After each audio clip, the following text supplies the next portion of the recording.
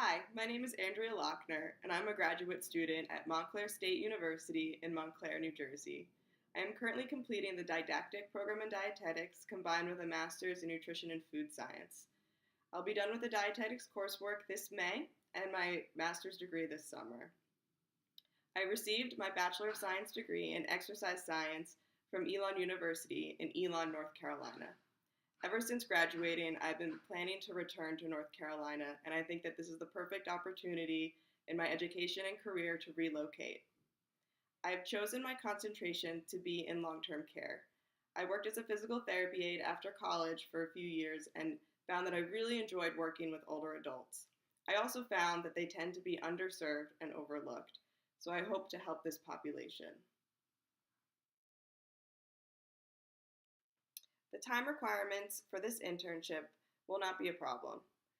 I anticipate that this will be an intensive hands-on learning experience, and I plan to put in the necessary time and effort in order to get the most out of it. I'll be flexible to the potentially changing schedules and requirements of my preceptors.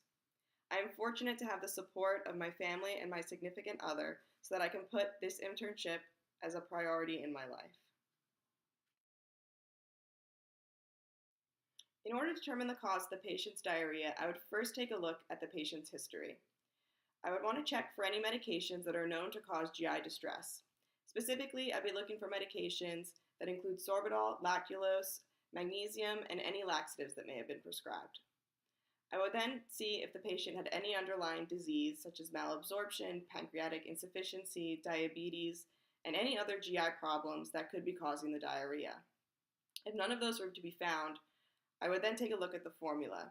I'd first want to ensure that the formula was lactose-free. Then I would take a look at the osmolality of the formula. If a hypertonic solution is used, we may want to consider moving to an isotonic solution. Then I would look at the system being used for feeding. If it is an open system, I would want to know how long the formula had been hanging and when the last time the tube had been flushed. Depending on how long it had been, we could be looking at bacterial overgrowth, which could be causing the diarrhea and other infection. I would then want to look at the hydration status of the patient. With the diarrhea, the patient is at risk for dehydration. We may want to consider an electrolyte solution orally or an IV fluid. With Mr. Jones, I would want to utilize the health belief model when counseling him. I would first want to make sure that he understood the risks associated with a diet that is high in sodium and fat, especially with his current condition of heart and renal failure. I would want to make sure that he understood the benefits of a general healthful diet that's high in fruits, vegetables, whole grains, and healthy sources of fat. I would suggest to him some alternatives instead of daily consumption of bacon, such as low-sodium turkey bacon or chicken sausage, or perhaps a vegetable replacement, and suggest that if he is going to consume bacon, to do so just on occasion.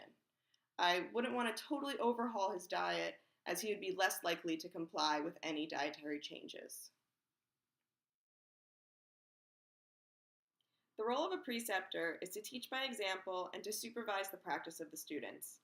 They are there to guide and advise while also providing constructive feedback to make better healthcare providers. My expectations of the preceptors is that they will be excited and willing to share their practical knowledge and experiences with me. I also expect that they will be able to help me apply my classroom knowledge with the skills I will learn during the internship in order to practice independently. I wanted to take this opportunity to thank you for reviewing my application and this interview for the Morrison Healthcare Dietetic Internship. Thank you.